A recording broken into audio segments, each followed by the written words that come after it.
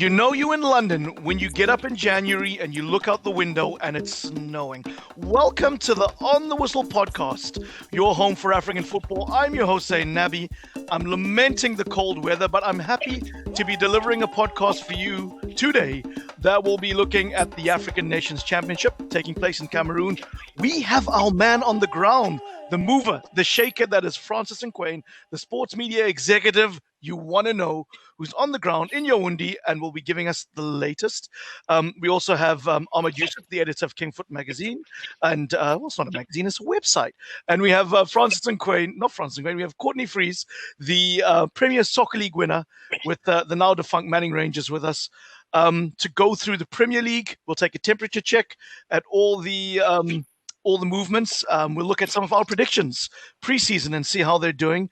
And we'll end the show by taking a look at the transfer window and also giving you an overview on how Brexit has impacted the movement of players in Europe and how that's created a few opportunities for international players and African players around the world. Gentlemen, thank you for joining us. Francis in Yaoundé, Ahmad and Courtney here in the United Kingdom. How are you guys doing today? Pretty well, thank you. Happy New Year, by the way. Happy New Year. Welcome to our first podcast. And for those of you out there who are big fans of the show, this is our 1-year birthday edition. Did you know that? No. Oh, that's wonderful. That is great. Times have just flown by this year. 1 year. I can't believe it. You know, it's not like Courtney to remember anniversaries, right? Courtney, do you want to tell us that story? Please. Let's not even talk about it. There's people in the house that hear. Please. So, well, for those of you who don't know, I'll have to fill you in. Courtney, we had a recording for a show night and we had to cancel it. Why did we have to cancel this this December recording? Because I forgot my wedding anniversary.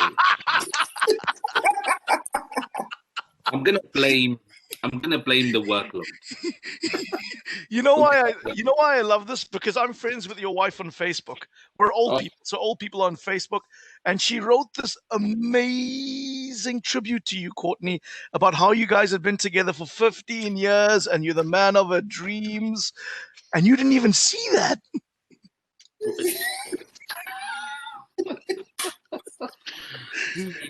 Please, let's change the topic. I'm just getting over that fight now.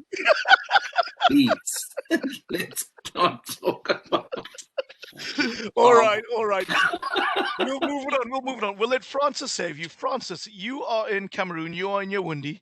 The tournament from an African perspective that's really been in the spotlight and is still going on now is the African Nations Championship, also known as the CHAN. This is a tournament that involves countries from around Africa with just the cream of the crop of locally selected players. Do you want to give us an overview of the tournament? And I know you've been to a few games. What's your experience been like?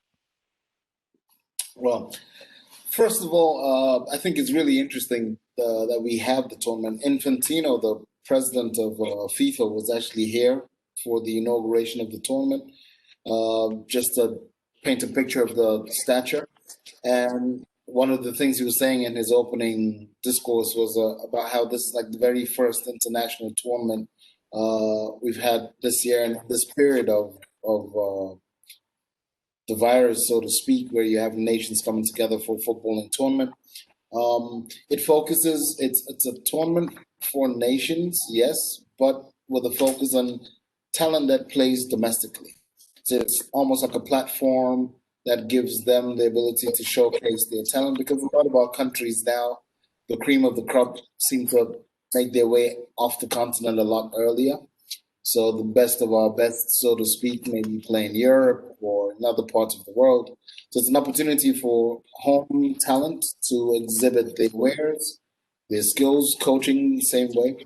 And first thing I must say is the opening ceremony for me, and this is also like being a Cameroonian, was surprisingly lovely.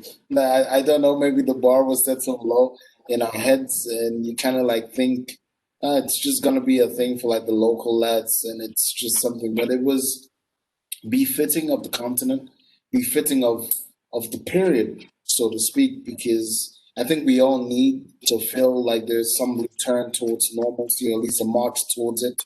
And I think the tournament has begun to give us a format that people can begin to see how things could be, and maybe how they should be.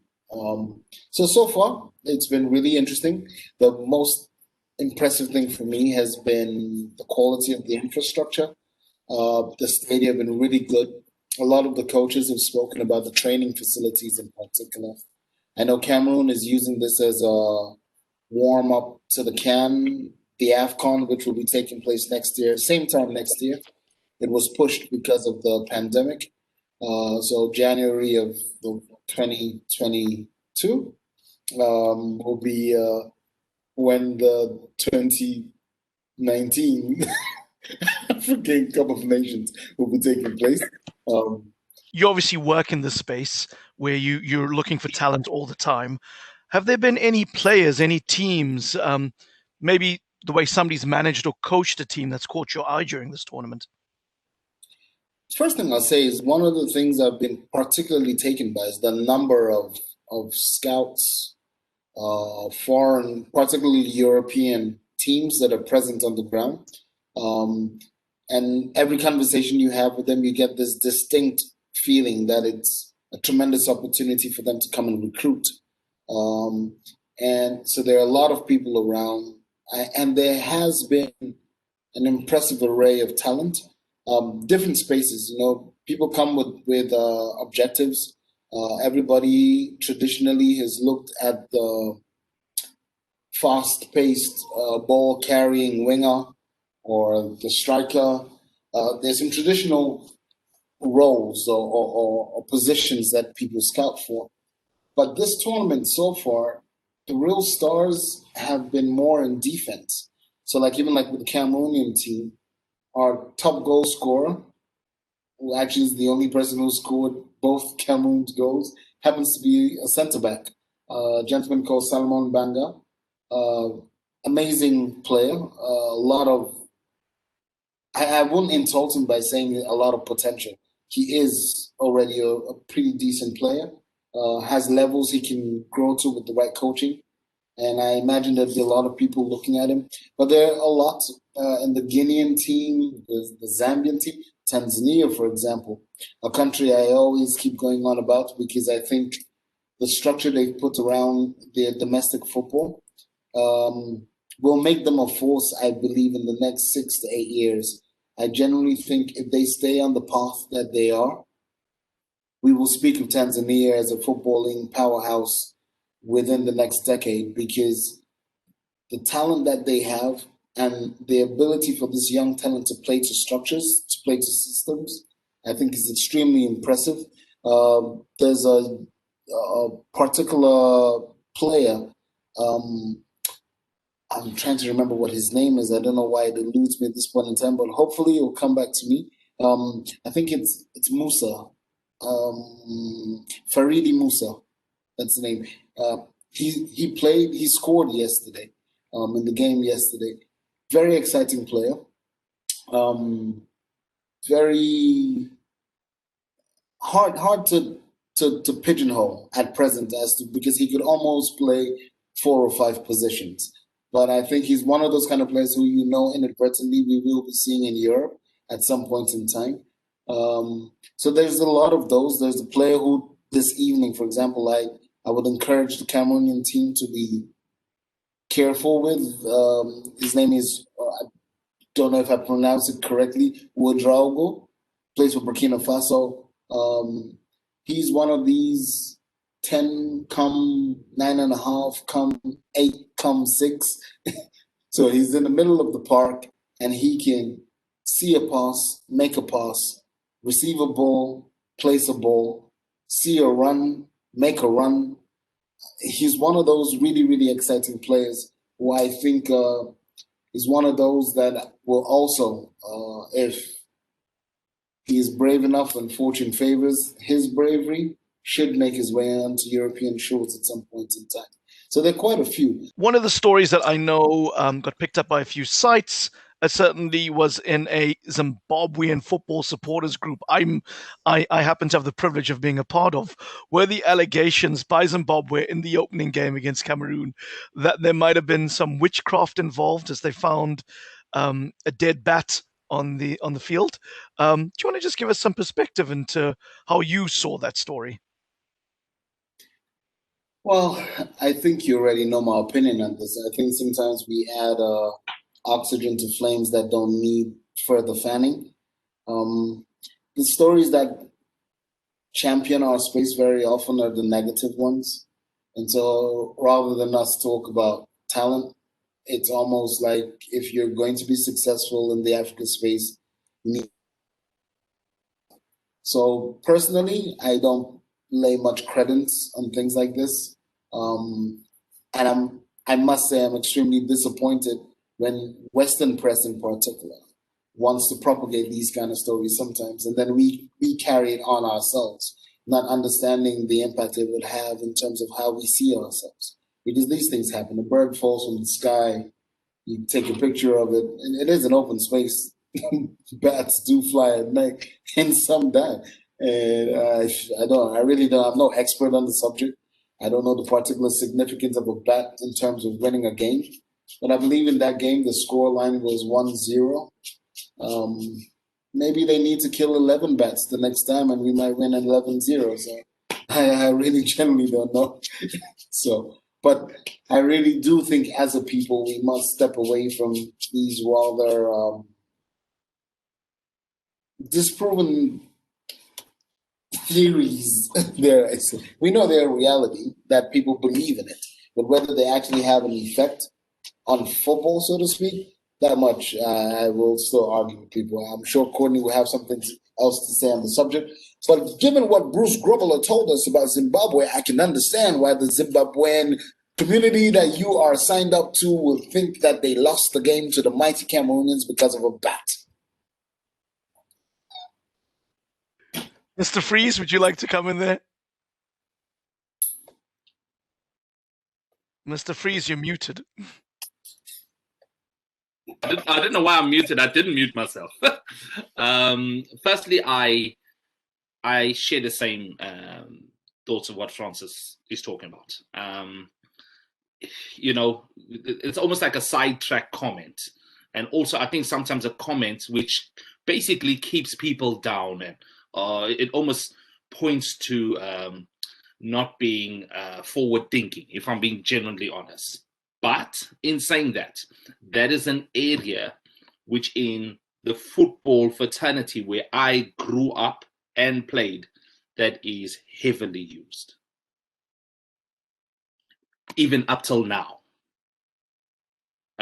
People believe in these superstitions and do those some of the things that I don't know about bets. Firstly, I don't know about bets, but the superstitious part in regards to football and getting one up on another team is very strong in South African football. Very, and as I say, having played through it and seeing it.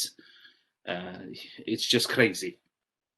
It's crazy, that type of thought. And I think moving from the Chan, we want to bring it to the Premier League, because it's probably that time of the season where we want to take a temperature check, see how our preseason predictions have unfurled.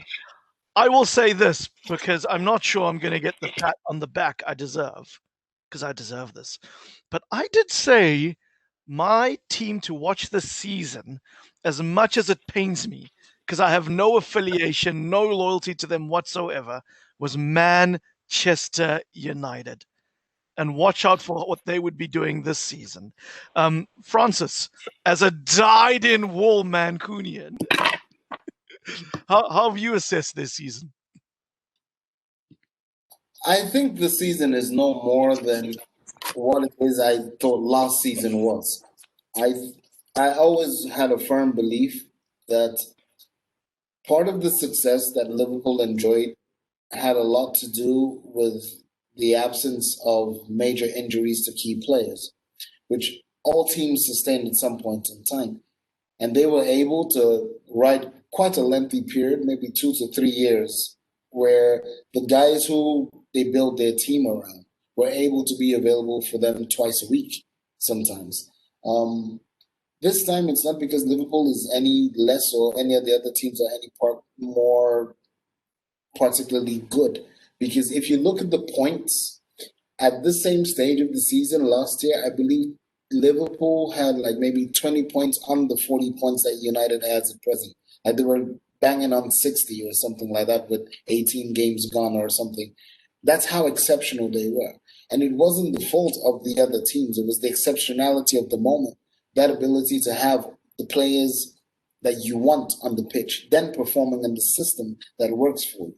So I'm very happy as a United fan to see us where we are, but I'm more happy just about the fact that I can see that there's a system now in place at my club, that there is almost a direction in which we are moving.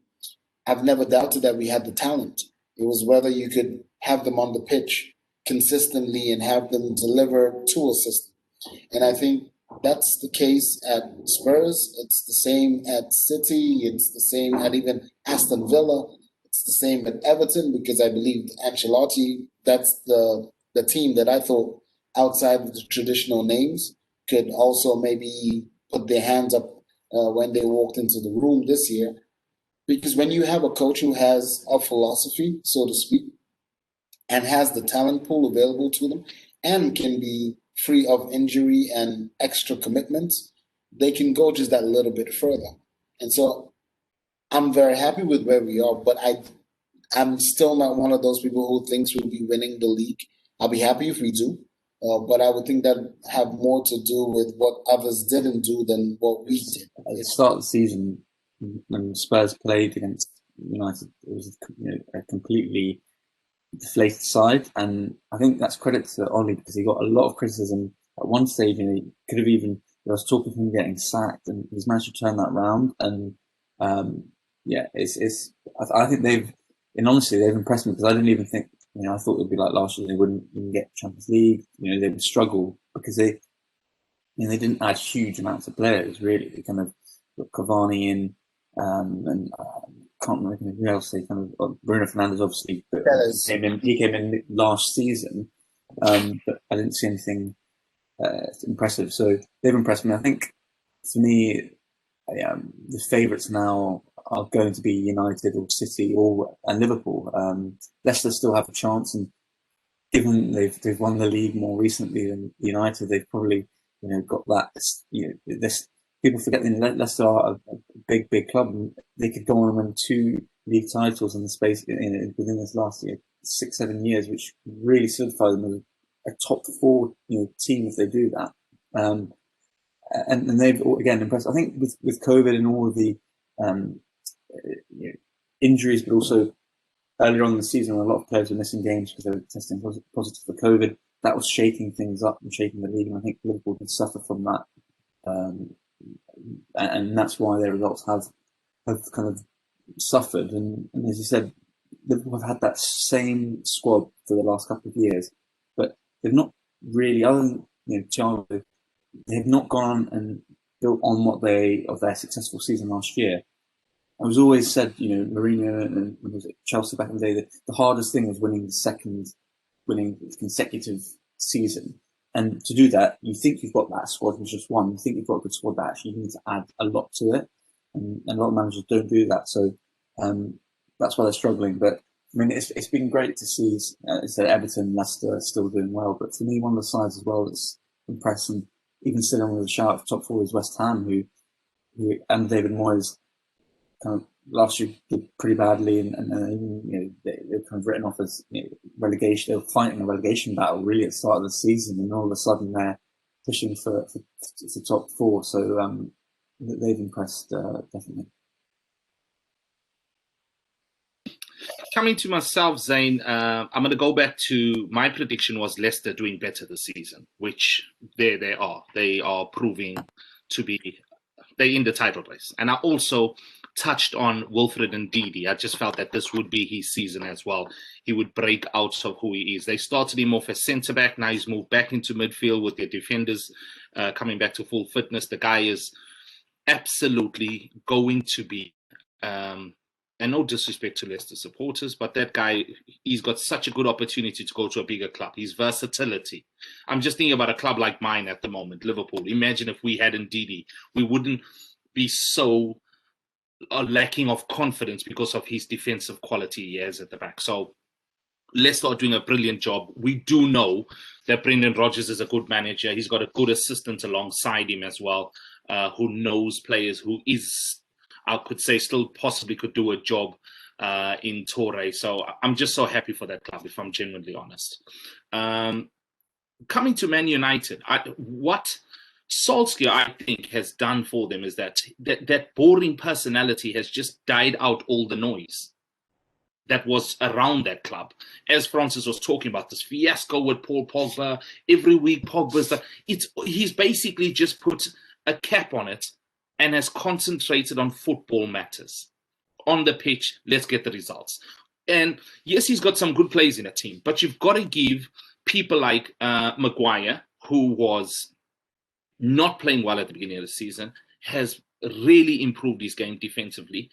The whole Man United defense, like I was watching Wan-Bissaka the other night when they played. What a fantastic defender this kid is. Yes, going forward he's not, but you call a right defense player, and he is a fantastic defender, one-on-one. And with that confidence of, well, you're not going to score many goals against us, the rest of the team we can go forward. And this is what Liverpool had last year. We had a very settled team that didn't have the injuries, and very few people scored against. But now when that cracks start to develop and you start to concede more goals, confidence also gets drained.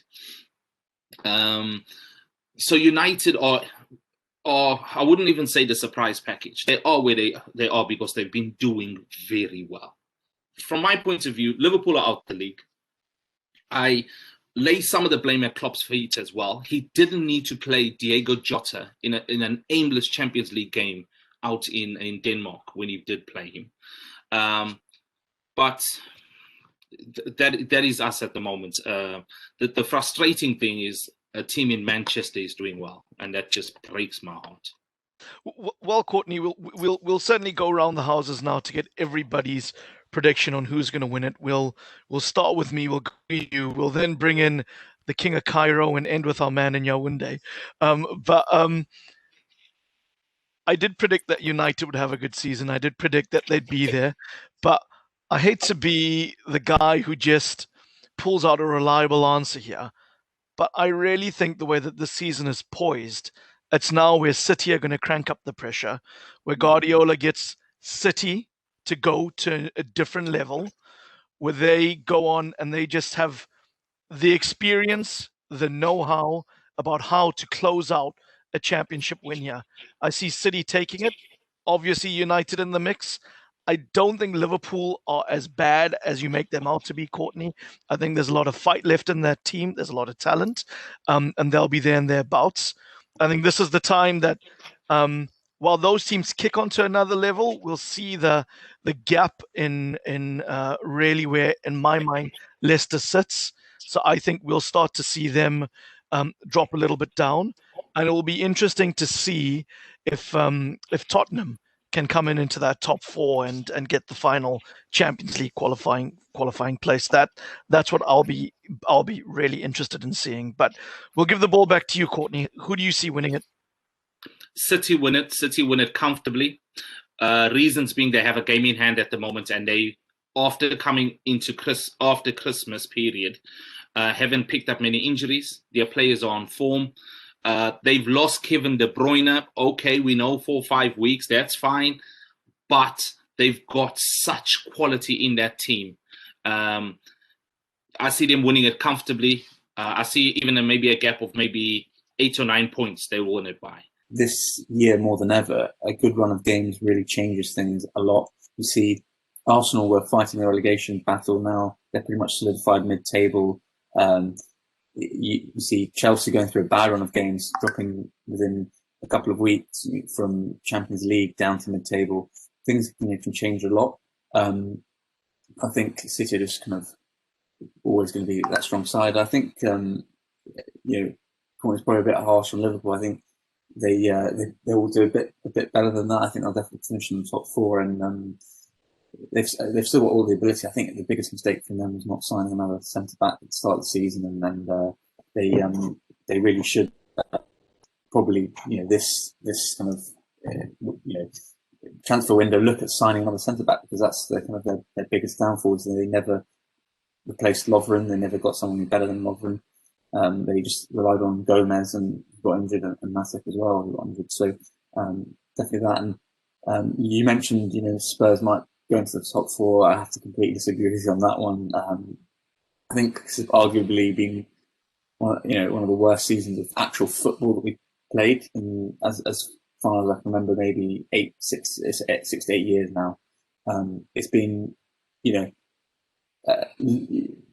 riding on 1-0 wins and luck is not going to get you anywhere. And as much as Jose is a bit of a narcissist and wants to claim that he's kind of doing amazing things with the club, the quality of players at Spurs in relation to how we've been playing and how dropping 3 goals in 8 minutes against West Ham, Spurs have dropped the most points in winning positions from half time, 10 points. That 10 points is what is the difference between where we are in 5th to being 1st. So I don't think the squad is great. I don't think the club is managed well enough to challenge for that top 4, because I think I think the top 4 as it is currently right now is probably what it will end up being. It's always nice to hear a good, faithful Spurs fan expect his team to be playing super static football or something. And even though you're at present, I believe with your game in hand, you go 3rd, like 2 points behind this Man City. You just waxed lyrical about. You're saying you guys are worse than, but everybody's entitled. In terms of what the way that we're playing No, I understand. You creating chances, the style of play that you had before, and I think what Mourinho will bring you. I think a lot of the mistakes that you've had early on this season are the things when I look at a player like Ndombele, and I see a player who's coming into himself, because Mourinho doesn't do this kiddie glove stuff that a lot of the new age managers do, and you either step up or you step out, and that's him. And I think if your guys get that part, right, the players that you guys have, I genuinely think you'll be thereabouts at the end of the season. That's my opinion. And it's not wishful thinking, because it'd be painful for me, because you're the team who I actually have as the guys who I would rather see win, because I think if there's a club that deserves it, it's Spurs, because I like the club. But I also like the manager, and I felt if he'd been given the chance at United, we would still have won at some point in time. So for me, I'm also not one who thinks Liverpool are in the dumps. I think getting that run of games together is not that hard, because it just takes one really. It could start today. You could beat United today, and all of a sudden the confidence comes back, and you go on that 20-game run undefeated or whatsoever it is. It's been impressive to see 2 defensive midfielders hold your defensive line. I think even that as a statement hasn't been appreciated by many, because you haven't lost the game like 5-0 or 7-1 with Henderson and Fabinho standing as the guys who are holding your centre-back position. So that in and of itself speaks volumes. But at the same time, I would also say, but what about the young kids in the academy who could have been maybe given an opportunity to step up? You need to be able to see that transition at the same time. I'll leave United out of it in my own conversation about who could win it. I genuinely believe it's down to who focuses on the league. And I think until we have the restart of the Champions League or European football, and we know what format that takes in case there's a change with the pandemic or something and the way in which it's played out, I think that will determine a lot. And the teams that get out of the cup competitions, including the European Cup competitions, I think those teams will stand a better chance of being able to home in, because the point difference is this close. So teams like Leicester, in my opinion, don't have an ambition of winning the Champions League, for example. Meanwhile, Pep, I believe that's still that's the mecca. So it's still kind of like you have to go for it. So if any of the other guys were to say, I can give up on the other things and I can home in on this, I don't think you'd see a better year where 6, 7 teams have an opportunity genuinely to go for gold. Thank you for your analysis. But before we call an end to the podcast, I think it's good to give everyone a little bit of an update on the transfer window. This is the first transfer window we have in the United Kingdom since the country has left the European Union. That means there's no longer freedom of movement for players from Europe to the United Kingdom, to the professional leagues that we have here. It means that European players have to qualify like international players, like African players. There's qualifying criteria based on the number of times they play for their national team, based on their national team's ranking, based on where their league is ranked. And that is going to be certainly something that is going to, I think, in many ways, open up opportunities for players internationally because clubs now are judging by the same criteria.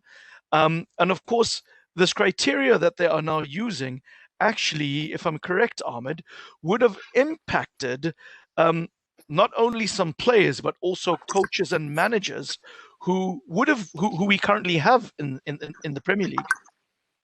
Yeah. So under the the new point system, Marcelo Bielsa, Ole Gunnar Solskjaer, both wouldn't have qualified through the straight point system, which you have to reach a certain amount of points and depending on what league, as you said, but also there is an exception to it, to the exceptional. And actually, earlier this month, we saw Ahmad Diallo from Atlanta to Manchester United under that new exemption rule because he was 18 years old. He hadn't played enough matches for his country. He hadn't played any matches for his country. And so an Ivorian player who's obviously very exciting, but he'd only played, I think, 4 games for Atlanta as well, so had no points, and that goes to a kind of a court system, and eventually they kind of gave him a visa, which was great news. I think overall, having this new points-based system, it makes it harder for European players, but it makes it more fair. I think it's not going to necessarily change the top European players moving into the Premier League because they'll get in straight away. But what it does mean is that a League 2 or League 3 player, N'Golo Kante, for example, would be regarded the same as a player who played kind of could have played somewhere else. An African player played in South Africa, in Tunisia, and Morocco, and Greece, for example, which makes it more fair for the slightly lower league players. So it'll be exciting to see kind of what happens. But having said that, we've seen the exemptions. I don't know what the rules are on the exemptions, but it could just make the exemptions make it the same as what it was before. But we don't know. So as we look to this transfer window, which player, which team do you have your eyes on? So I mean, in terms of, there haven't been that many transfers so far, but I think the ones that have stood out as Ahmad Diallo from Atlanta, who's very highly rated, hasn't played a huge amount of games, but kind of in the Italian media they rated him very highly. So he'll be interesting at Manchester United, and we'll see how much game time Ole gives him. Another player was Jean-Philippe Mateta who moved from Mainz on loan at Crystal Palace. He's a French player, but his dad played in Congo. He's a professional footballer as well. Exciting player as well. Kind of at Mainz, he's got an excellent goal scoring record there. So he's one to look out for at Crystal Palace. And so with the transfer window in particular, I'm happy about one exit. That's Mesut Ozil going to Fenerbahce. Well, whenever that's finalized, I think it's really poor the way he was treated. That's my opinion. I don't know the details of what happened within the house, but when you deprive yourself of a talent like that out of spite and it costs you that level of money, I think you should be punished financially. So I hope Arsenal don't move above 10 and really get repercussions for why you would have a player who you pay that kind of money for week in, week out, and you would drop your list to the FA and to the Premier League authorities for the players you're going to use in a 25-man pool. You couldn't find space for a talent like Ozil's. For me, that was far too petty, in my opinion. For those of you out there listening, please join the debate. Let us know if you agree with Francis, Courtney, Ahmad, and myself, or disagree. Hit us up on our social media accounts. That's OTW_podcast on the Twitters and on Instagram. Find us on Facebook at OTW podcast or On the Whistle podcast. We're also on YouTube. We'd love to hear from you. You can also get our WhatsApp details, which are on the show notes. As said, guys, this is our 1-year anniversary. We've been coming to you every fortnight. For those of you who, for the last year, for those of you who follow the show, you notice we're dropping every week now. So hopefully we're becoming a part of your routine, and you welcoming all our voices and all the newsmakers we're bringing onto the show. Francis, enjoy the rest of the Chan tournament in Cameroon. We look forward to getting your wrap up of the tournament. Courtney and Ahmad, look forward to catching up with you guys soon. Go out there if you're in the United Kingdom and enjoy the snow. And if you wear Francis's, please make us jealous with pictures of the sun. Sayonara. Thank you. Bye-bye. Cheers, guys. Have a fantastic week.